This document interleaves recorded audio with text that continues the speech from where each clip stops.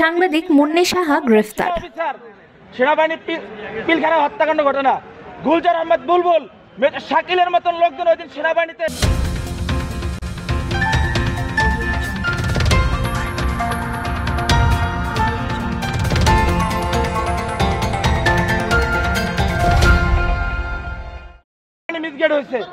সাংবাদিক মুন্নি সাহা গ্রেফতার।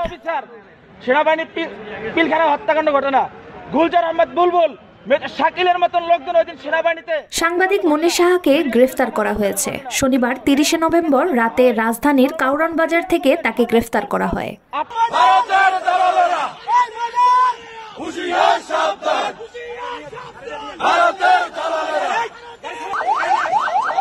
রাজধানীর যাত্রাবাড়ি থানায় দায়ের হওয়া একটি মামলায় তাকে গ্রেফতার করা হয়েছে বলে জানা যায়।